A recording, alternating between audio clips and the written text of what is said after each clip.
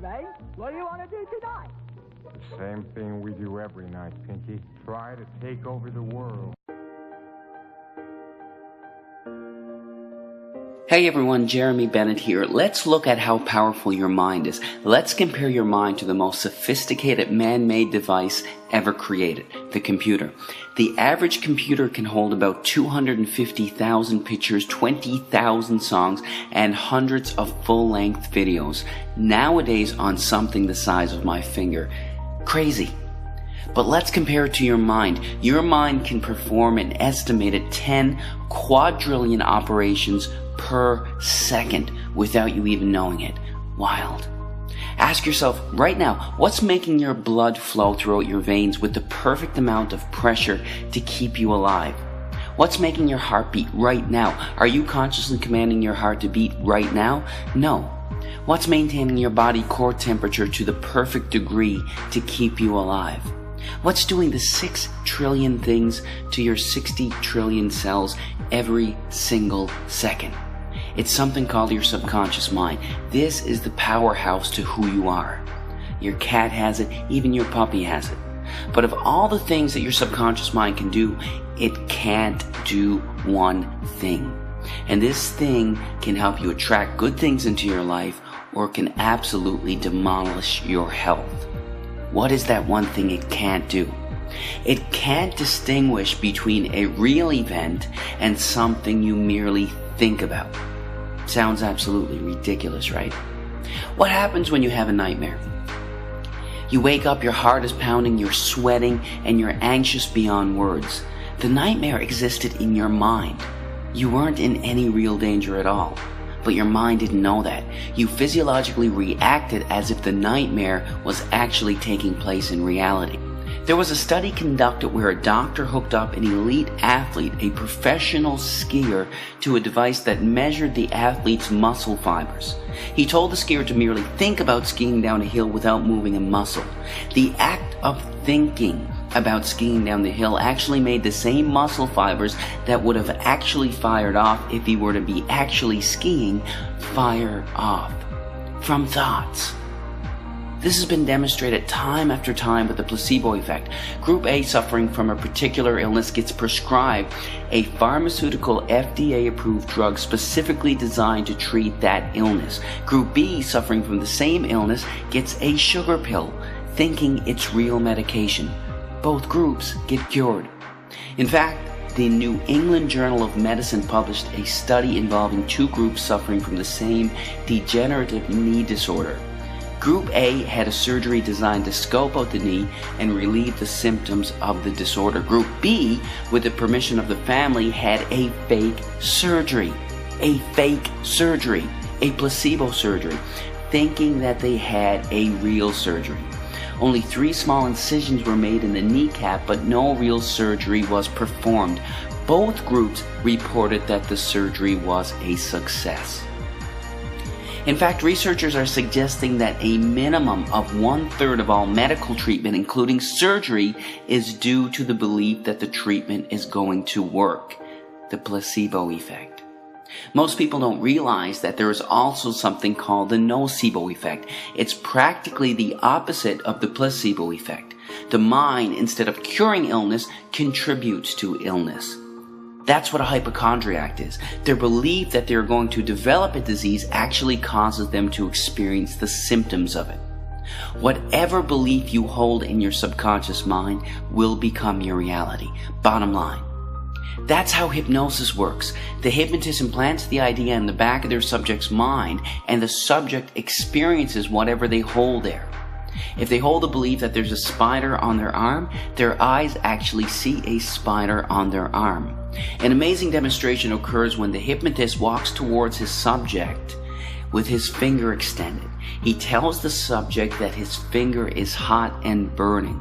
The hypnotist slowly touches the subject on their arm, and a blister actually forms in the exact place that the finger touched. Now, this is crucial to understand in all healing. Free will, as we understand it, is practically an illusion. In fact, 2 to 4% of the time, you decide what you want to do. You actually make the decision. 96 to 98% of the time, you don't. You're on autopilot. Your subconscious mind controls your decisions 96 to 98% of the time. Don't believe me? Do you like ice cream? If you do, snap your fingers and stop liking it. Do you enjoy watching sports? Snap your fingers and stop enjoying it. You can't. 96 to 98% of the time, everything we crave, desire, and act upon comes from what we hold predominantly in the back of our subconscious minds. Whatever we hold predominantly in the back of our subconscious minds, we are attracted to in life. What happens when you buy a new car? It's the only car you see on the road for the next 2.5 weeks. You saw those cars before you bought your car, but why didn't they stand out to you? Because you didn't own that car yourself. You weren't thinking about it yourself. What you hold in your mind, you're attracted to in life. That's how subliminal ads work so effectively. They work so effectively that they are banned in over 10 countries as a way to advertise. So if what you hold in the back of your subconscious mind shapes your reality, what shapes your subconscious mind? Practically everything that you're exposed to, everything that you see, hear, smell, taste, and feel is shaping your subconscious mind. Let's look at some specifics. Television. Here's a scary stat. By the time a child finishes elementary school, that child has witnessed an estimated 8,000 simulated murders on TV. All of these extremely graphic scenes are sinking back into their minds. And don't be tricked by Hollywood or cartoons. In the most important developmental years, when a child should be taught compassion and understanding, extremely intelligent minds behind the creation of perceived harmless children's cartoons are sinking violence into the back of their minds. Don't be fooled. What are you listening to on the radio? Every single word or thought you hold in your mind has a particular vibrational frequency. Negative words or intentions have slower vibrational frequencies, and positive words have higher vibrational frequencies. This is a song by Lady Gaga called Bad Romance. Some of the lyrics are, I want your drama, I want your ugly, I want your disease, I want a bad, bad romance. Our thoughts create us. We have to be extremely careful with what we are feeding our minds. Music can be beautiful and beneficial, but it can also have a negative impact on your health. Choose wisely. When I was growing up, the most violence we had on video games was Mario and Luigi jumping over turtles' heads. This is what our youth are playing today. These gruesome, extremely graphic images are sinking into the backs of their subconscious minds, weakening their immune systems and having astronomical, gradual negative effects on their health. Nobody's saying that these games are going to cause them to pick up a gun and go shoot somebody, but these games are affecting their health. There is zero doubt about that. What happens when you gossip? In order for you to gossip, you have to hold a negative memory and negative thought inside of your mind. You not only think about that negative memory, you share it with the other person that you're talking to. The second you hold negative thoughts in your mind, the biochemistry of your brain changes and you release cortisol, the stress hormone, into your blood, which then weakens your immune system, inhibits the actions of your white blood cells, increases the chances of infection, and even promotes weight gain. All from gossiping, all from your thinking. You can't gossip without hurting yourself. Remember that. But of everything you can expose yourself to, there is nothing more important than the thoughts you hold in your mind. We have on average 60,000 thoughts a day. And the reality is, not only are most of these thoughts the same thoughts we had yesterday, but they are negative thoughts, either dwelling on something bad in the past or fearing something that could potentially happen in the future. The second we have these negative thoughts, the second we release cortisol, the stress hormone, into our blood. Our thoughts create us. Most people believe that situations cause them anxiety, stress, or cause them to be depressed. The reality is this: There is absolutely no situation in the entire universe that can cause someone to experience anxiety. None.